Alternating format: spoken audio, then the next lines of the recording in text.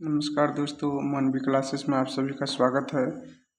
आज NCERT science class 6 का अध्याय 7 ताप एवं उसका मापन को पढ़ेंगे। तो आइए ध्यान देते हैं। ताप एवं उसका मापक, इसको देखते हैं। कहता है, गलत मापन करने से अच्छा है कि कोई मापन क्या ही ना जाए। अन्ना मनी के द्वारा कहा गया है।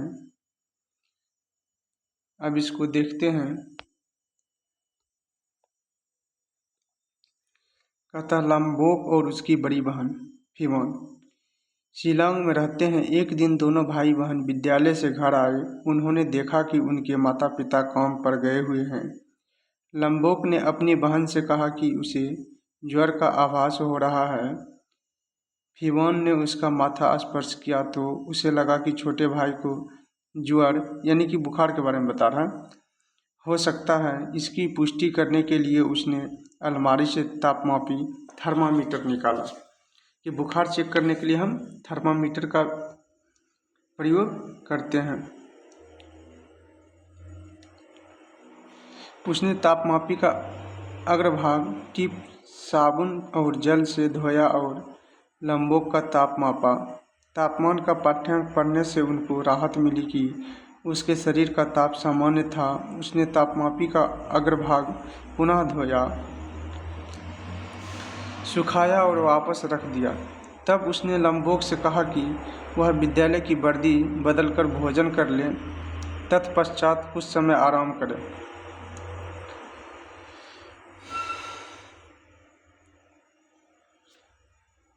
कहता है, गर्म या ठंडा। कहता, हम अपने अनुभव से जानते हैं कि कुछ वस्तुएं दूसरी वस्तुओं की अपेक्षा अधिक गर्म होती है। उदाहरणतः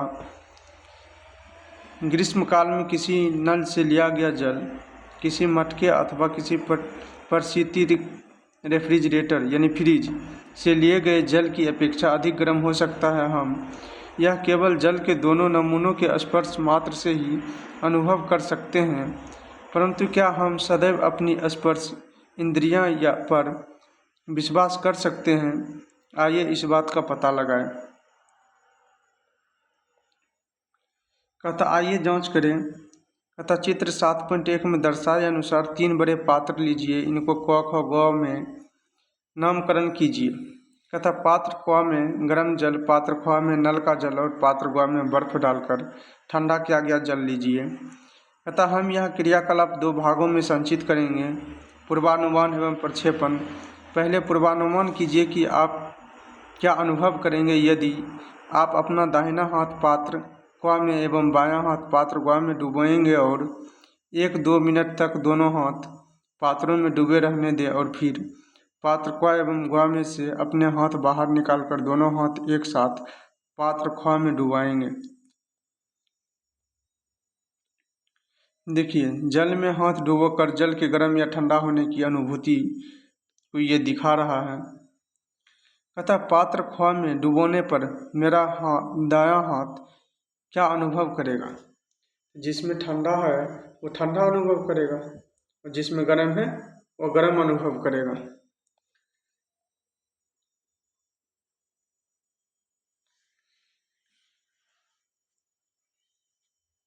कहता, कोई वस्तु कितनी गर्म है या ठंडी है या हम कैसे ज्ञात करते हैं? कहता, तुलना कीजिए कि क्या आपके प्रेक्षण आपके पूर्वानुमान से मेल खाते हैं या नहीं। क्या आपके दाहिने हाथ ने यह अनुभव किया कि पात्र ख का जल ठंडा है, जबकि आपका बायां हाथ अनुभव करता है कि वही जल गर्म है। इन प्रेक्षणों से आप क्या निष्कर्ष निकालते हैं? कहता, कोई वस्तु गर्म है या ठंडी यह निश्चय करने के लिए हम सदैव अपनी स्पर्श इंद्रिय पर भरोसा नहीं कर सकते हैं।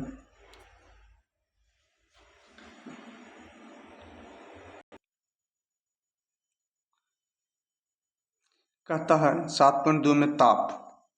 कहता, किसी पिंड की गर्माहट अथवा ठंडक का विश्वसनीय माप उस पिंड का ताप है। किसी गर्म पिंड का ताप ठंडे पिंड की अपेक्षा अधिक होता है। 2 पिंडों के मध्य तापांतर हमें बताता है कि एक पिंड दूसरे पिंड की तुलना में कितना गर्म है वह उपकरण जो ताप मापता है तापमापी थर्मामीटर कहलाता है। कहता है वह उपकरण जो ताप मापता है तापमापी थर्मामीटर कहलाता है। कहता ताप मापने के लिए आपने संभवतः दो प्रकार के तापमापियों का प्रयोग किया होगा, ज्वरमापी डॉक्टरी थर्मामीटर तथा प्रयोगशाला तापमापी। डॉक्टरी थर्मामीटर मानव शरीर का ताप मापने के लिए प्रयुक्त होता है, जबकि प्रयोगशाला तापमापी का अन्य उद्देश्य के लिए प्रयुक्त होता है। आइए अब हम तापमापियों के विषय में और अधिक सीखते हैं और जानते हैं कि उन्हें ताप मापने के लिए कैसे प्रयोग में लाते हैं। कहता तापमापन, पहला डॉक्टरी थर्मामीटर के बारे में देखते हैं। कहता डॉक्टरी थर्मामीटर संभवतः आप चित्र 7.2 में दर्शाए गए तापमापी से परिचित होंगे, जिसे हमारे शरीर का ताप मापने के लिए प्रयोग में लाया जाता है। इसे ज्वरमापी या डॉक्टरी थर्मामीटर कहते हैं। ऐसे थर्मामीटर ताप को अंकीय रूप में दर्शाते हैं। ये तापमापी अंकीय डॉक्टरी थर्मामीटर या डिजिटल डॉक्टरी थर्मामीटर भी कहलाते हैं। ये देखिए डिजिटल थर्मामीटर है, बैटरी चालित होते हैं, इसमें बैटरी लगता है। किसी व्यक्ति के शरीर के संपर्क में रखने पर ये तापमापी शरीर का ताप मापते हैं।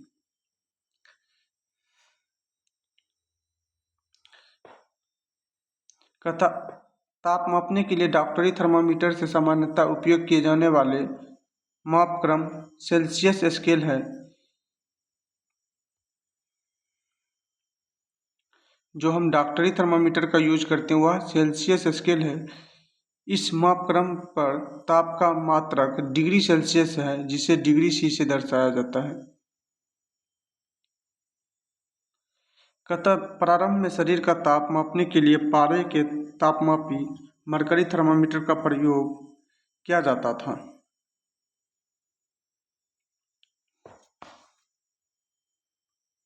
लेकिन पारा मरकरी एक अत्यधिक विषैला पदार्थ है।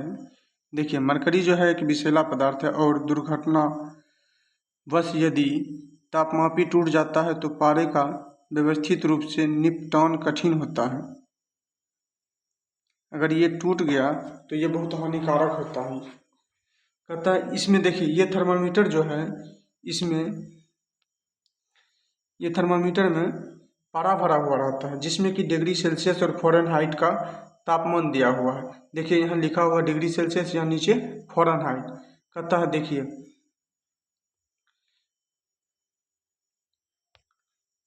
कहता अंकीय तापमापी में इस प्रकार कोई जोखिम नहीं होता है और इसके प्रदर्शन में संख्या बढ़ाना भी सरल होता है। इसलिए पारे वाले थर्मामीटर डिजिटल थर्मामीटर द्वारा प्रतिस्थापित किए जा रहे हैं कि डिजिटल थर्मामीटर में ताप का निर्धारण ऊष्मा संवेदकों द्वारा किया जाता है। कोविड-19 महामारी के काल में कुछ विशेष तापमापी उपयोग में लाए गए जो किसी व्यक्ति के शरीर का ताप दूर से भी माप सकते थे। वो कौन से तापमापी थे? ये देखिए ये कोरोना के समय ये थर्मामीटर का यूज होता था, जो कि दूर से ही स्कैन करता था कि आपके शरीर में कितना टेम्परेचर है। ये पूछ रहा है कि कौन सा थर्मामीटर है, इसको देखते हैं। कहता हुए संपर्क रहित तापमापी हैं, जिनमें अवरक्त तापमापी भी कहा जाता है। इस प्रकार का तापमापी किसी व्यक्ति के शरीर को स्पर्श किए बिना उसके शरीर का ताप माप सकता है और संक्रमण का खतरा कम करते हैं। मतलब दूर से आप इस थर्मामीटर से शरीर का तापमान माप सकते हैं। क्रियाकलाप 7.2 में कहता आइए माप करें। कहता आइए अब शरीर का ताप मापने के लिए डिजिटल डॉक्टरी थर्मामीटर का प्रयोग करें। आप अपना स्वयं का ताप और अपने कुछ मित्रों के ताप भी माप सकते हैं। आप अपने मित्रों से बात कीजिए कि उनमें से कौन कौन से मित्र आपके द्वारा अपने शरीर के ताप का माप करवाने के इच्छुक हैं।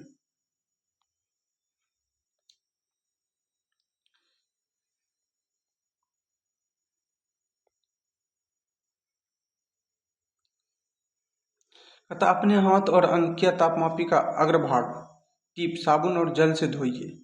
तापमापी का पुनः नियोजन रिसेट बटन दबाकर तापमापी को रिसेट कीजिए।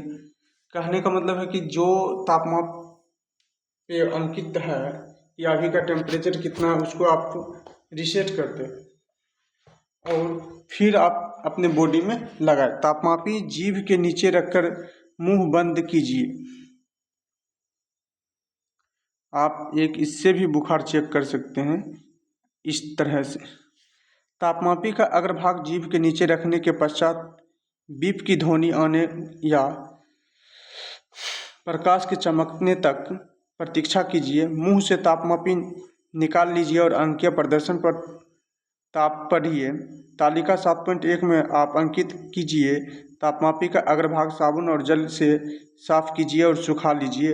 अपने मित्रों का ताप मापने के लिए उपर्युक्त चरणों के दोहराएं। कहता है अंकीय डॉक्टरी तापमापी का प्रयोग करते समय निम्नलिखित सावधानियां बरतनी चाहिए। कहता तापमापी का उपयोग उसकी दिशा निर्देश पुस्तिका पढ़ने के बाद करना चाहिए। तापमापी का अग्रभाग उपयोग करने से पूर्व और पश्चात साबुन और जल से अच्छी तरह धो लेना चाहिए। तापमापी धोते समय यह ध्यान रखना चाहिए कि अंक दर्शाने वाले हिस्से अर्थात अंक प्रदर्शन पर जल न पड़े। तापमापी को उसके अग्रभाग से नहीं पकड़ना चाहिए।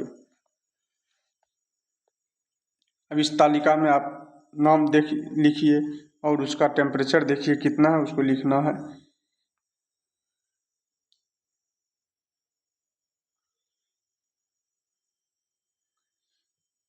कहता शरीर स्वस्थ मतलब स्वस्थ मानव शरीर का सामान्य ताप, जो स्वस्थ मानव शरीर है उसका स्वस्थ मानव शरीर का सामान्य ताप 37 डिग्री सेल्सियस माना जाता है। किंतु क्या आपके द्वारा किए गए क्रियाकलाप में आपने पाया कि प्रत्येक बच्चे के शरीर का सामान्य ताप 37 डिग्री सेल्सियस था, अथवा कुछ बच्चों के शरीर का ताप सामान्य ताप से कुछ अधिक या कुछ कम था।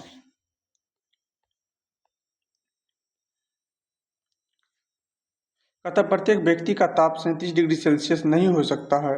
वास्तव में सामान्य ताप स्वस्थ व्यक्तियों के विशाल समूह के शरीर का औसत ताप है। इसलिए किसी पूर्ण रूप से स्वस्थ व्यक्ति का सामान्य ताप 37 डिग्री सेल्सियस से थोड़ा सा भिन्न हो सकता है। किसी व्यक्ति के शरीर का तापमान कई कारणों पर निर्भर करता है, जैसे उम्र, दिन का समय और गतिविधि का स्तर। आप दिन के विभिन्न समयों पर एक माह तक अपने ताप का माप कीजिए। ताप के ये पाठ्यांक अपने नोटबुक में अंकित भी कीजिए। एक माह पश्चात अपने शरीर के अंकित ताप का विश्लेषण कीजिए और देखिए कि क्या उसमें कुछ परिवर्तन हुआ है। यदि हाँ, तो विचार कीजिए कि क्या कारण हो सकता है।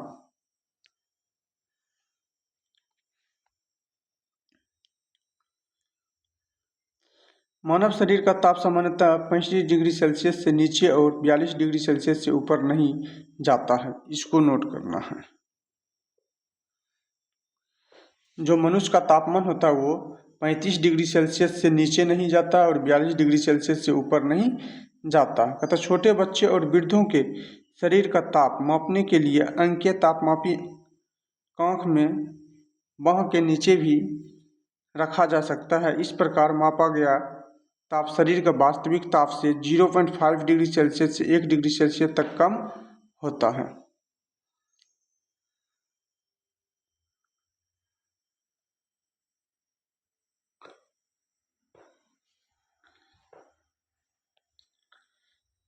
अतः ताप का अन्य मापक्रम स्केल फ़ारेनहाइट स्केल। इस स्केल पर ताप का मात्रक डिग्री फ़ारेनहाइट और इसे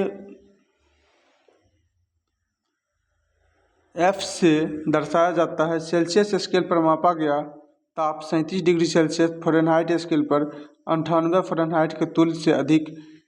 देखिए फ़ारेनहाइट जो है ये ताप मापने का ही एक स्केल है।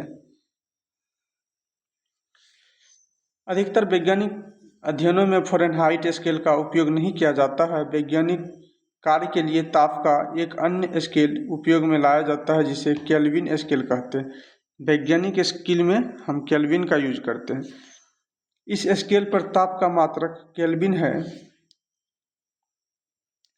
जिसे के से दर्शाया जाता है, तथा ताप का असहाय मात्रक केल्विन है। ताप का असहाय मात्रक केल्विन है।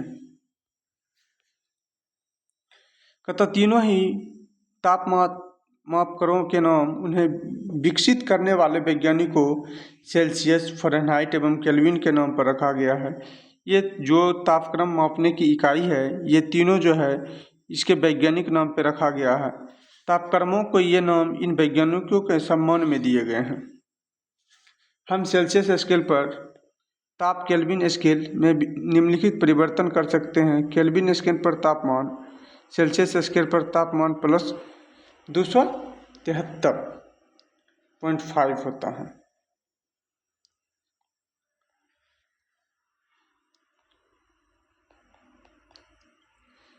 अंग्रेजी भाषा में सभी वर्ण बड़े और छोटे अक्षरों में अलग अलग लिखे जाते हैं। जब हम सेल्सियस स्केल, फ़ारेनहाइट स्केल एवं केल्विन स्केल अंग्रेजी में लिखते हैं तो इनके नाम बड़े अक्षर से लिखकर आरंभ किया जाता है।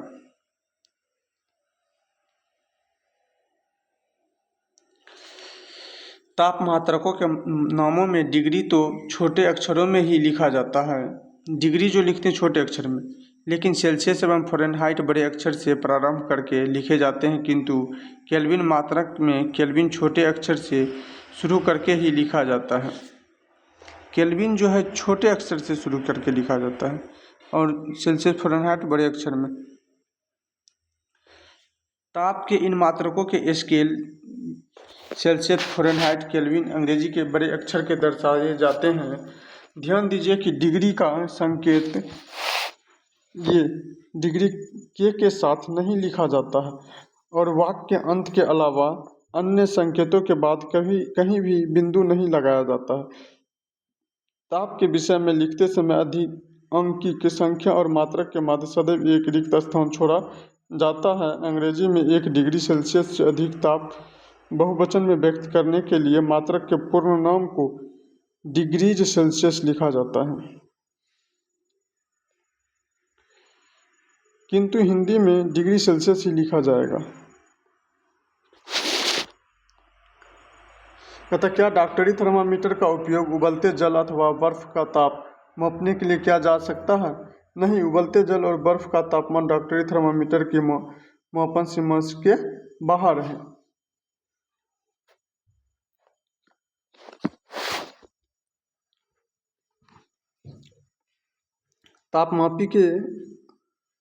तापमापी के आविष्कार से पूर्व ज्वर का पता कैसे लगाया जाता था? ज्वर किसी व्यक्ति की नाड़ी दर को प्रभावित करता है। भारत में इसका ज्ञान प्राचीन समय में भी था। यद्यपि ज्वर के अतिरिक्त कुछ अन्य स्थितियों में भी मानव की नाड़ी यानी नस के बारे में नाड़ी दर प्रभावित होती है। अतः केवल नाड़ी दर के आधार पर ही ज्वर का निश्चय नहीं किया जा सकता है। हम डॉक्टरी थर्मामीटर की मापन सीमा के बाहर ताप कैसे माप सकते हैं? जो डॉक्टर है अगर उसके थर्मामीटर से अगर जो नहीं नाप सकते हैं, उसके अलावा उससे ज़्यादा हीट को हम कैसे नापेंगे? प्रयोगशाला तापमापी से। तो आइए देखते हैं प्रयोगशाला तापमापी क्या होता है।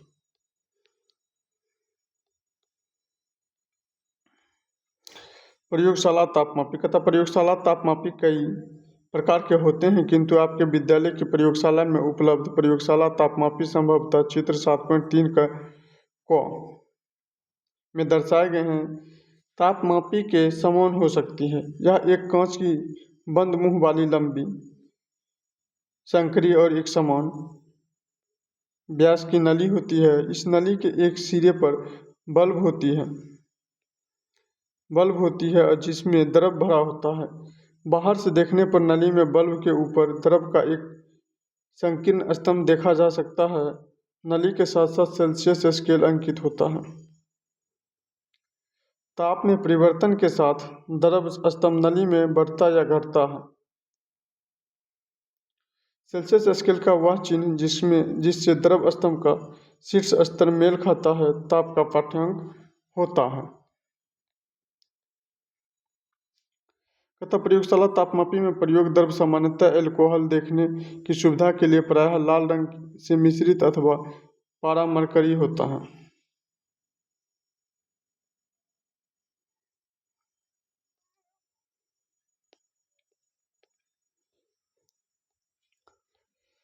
अतः आइए अवलोकन करें। अतः आइए दिए गए प्रयोगशाला तापमापी का ताप परिसर ज्ञात करें।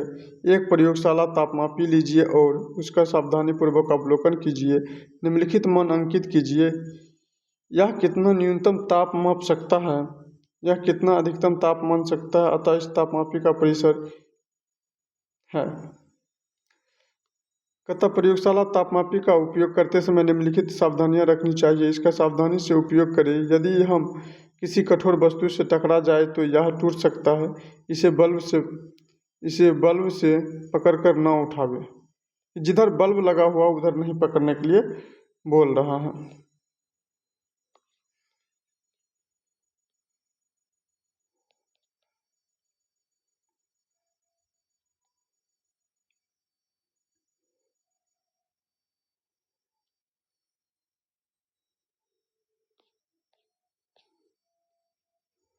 चित्र 7.3 क में दर्शाए गए तापमापी के एक भाग का निकट से खींचा गया चित्र 7 में दिए गए चित्र 4.3 में दर्शाया गया है कि क्या अब आप तापमापी द्वारा पढ़ा जा सकने वाला अल्पतम मान बता सकते हैं। तो चित्र में ख में दर्शाए गए तापमापी के लिए 0 डिग्री सेल्सियस और 10 डिग्री सेल्सियस अथवा 10 डिग्री और 20 डिग्री के मध्य तापमान 10 डिग्री है। साथ ही इन दोनों चिन्हों के मध्य 10 भाग है। इन एक छोटे भाग का मान 10 डिग्री सेल्सियस बटा 10 यानी कि 1 डिग्री सेल्सियस है। इसका तात्पर्य है कि तापमापी द्वारा पढ़े जा सकने वाला अल्पतम तापमान 1 डिग्री सेल्सियस है।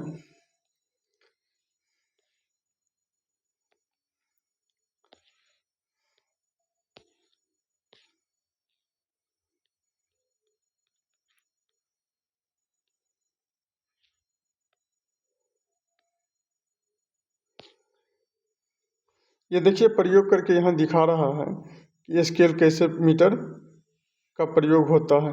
प्रयोगशाला तापमापी के एक भाग का निकट से खींचा गया चित्र दिया हुआ है। कथा प्रयोगशाला में मापने का सही विधि बताया गया है। इसको देखते हैं। कथा जब तापमापी जल से भरे बीकर में डुबाया जाता है तो इसका बल्ब बीकर की तली अथवा दीवारों को स्पर्श नहीं करना चाहिए। 7.4 की भांति तापमापी का ऊर्ध्वाधर रखना चाहिए। यह तिरछा नहीं होना चाहिए। कहता कि एक गिलास लीजिए और वो जो कि बल्ब है वो जमीन या गिलास में कहीं पे सटा हुआ नहीं होना चाहिए और ये एकदम सीधा होना चाहिए। यही बोल रहा है। कहता जब तापमापी का बल्ब पूरी तरह जल में डूबा हुआ हो तभी पढ़ा जाना चाहिए। तापमापी पढ़ने समय आँख की स्थिति पढ़े जाने वाले द्रव्य स्तंभ के स्तर की सीधा में होनी चाहिए। अब कहता आइए माप करें। कहता किसी बीकर में थोड़ी मात्रा में गुनगुना जल लीजिए। तापमापी जल में इस प्रकार डुबाएं कि तापमापी का बल्ब जल में डूबा रहे। तापमापी में द्रव स्तंभ का चढ़ना देखिए।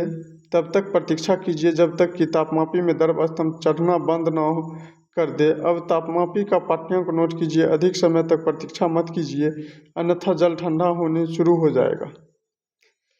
कहता आपके द्वारा मापे गए जल का ताप कितना है इसकी तुलना अपने मित्रों द्वारा लिए गए पाठ्यांकों से कीजिए। क्या आपने ध्यान दिया है कि जैसे ही आप तापमापी को जल से बाहर निकालते हैं द्रव स्तंभ का स्तर गिरने लगता है। इसका अर्थ है कि किसी प्रयोगशाला तापमापी द्वारा ताप का पाठ्यांक तभी नोट करना चाहिए जब तापमापी का बल्ब जल में डूबा हुआ हो। ये देखिए प्रयोग करके बताया गया है। सेम वही प्रोसेस है कि इसको क्या किया है फिगर में कि एक गिलास में बर्फ़ के टुकड़े लिए हैं और इसको जो है जो स्केल में बल्ब लगा हुआ था उसको कहीं स्पर्श किए हुए एक स्केल की मदद से उसको सीधा लाइन में खड़ा किया और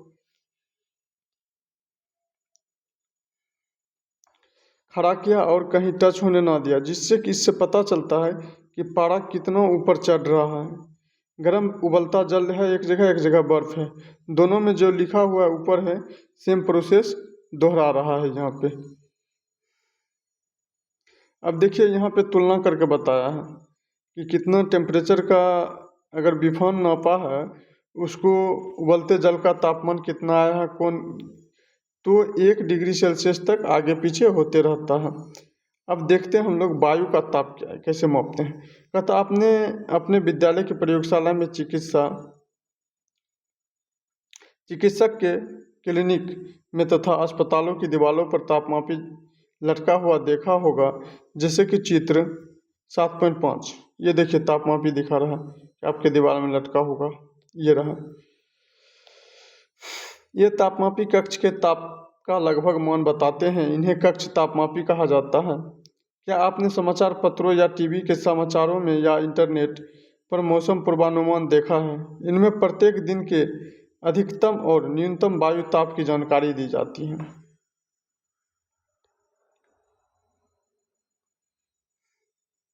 कहता आइए विश्लेषण करें। कहता किसी स्थान से संबंधित मौसम की रिपोर्ट क्रमशः 10 दिनों तक पढ़िए अथवा सुनिए। प्रत्येक दिन के लिए वायु के अधिकतम और न्यूनतम ताप को तालिका 7.3 में अंकित कीजिए।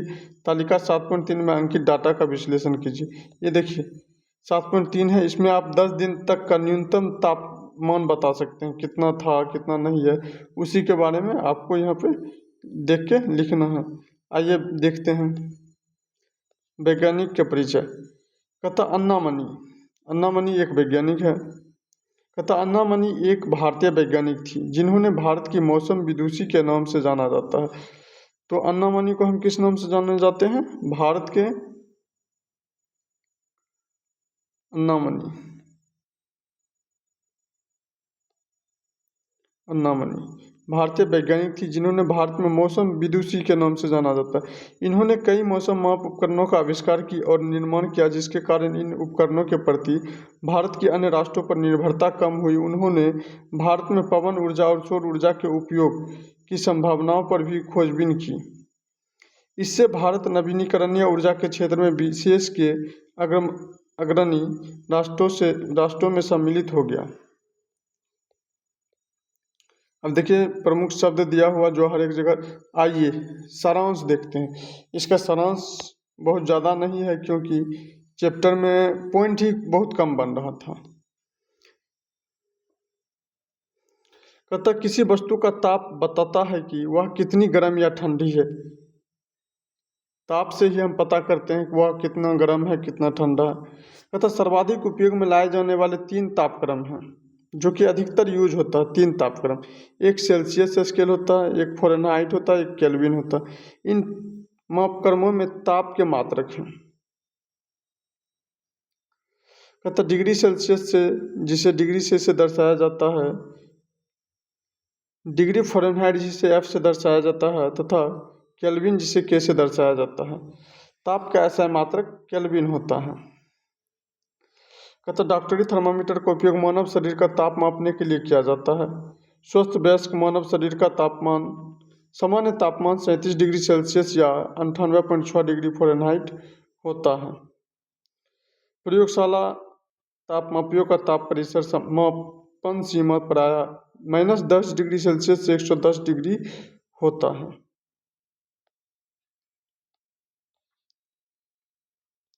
तो चलिए ये चैप्टर खत्म हो गया। अब देखिए कुछ प्रश्न है।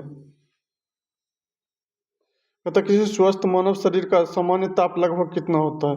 आप बता सकते हैं कितना डिग्री सेल्सियस होता है? आप तो ऊपर देखे हुए हैं 37 डिग्री सेल्सियस है। इसी अनुसार इसको सॉल्व करना है। आपका टॉपिक तो ख़त्म हो गया है। इसको बस कुछ विशेष जो प्रयोगशाला है उसी के बारे में बताया गया है। तो चलिए इस चैप्टर को यहीं ख़त्म करते हैं और अगले चैप्टर अगले दिन स्टार्ट करेंगे, जो कि अगला चैप्टर है जल की विविध अवस्थाओं की यात्रा। कि जल की कौन कौन सी अवस्था है उसके बारे में जानेंगे। तो ताप के मापन को हम ख़त्म कर रहे हैं।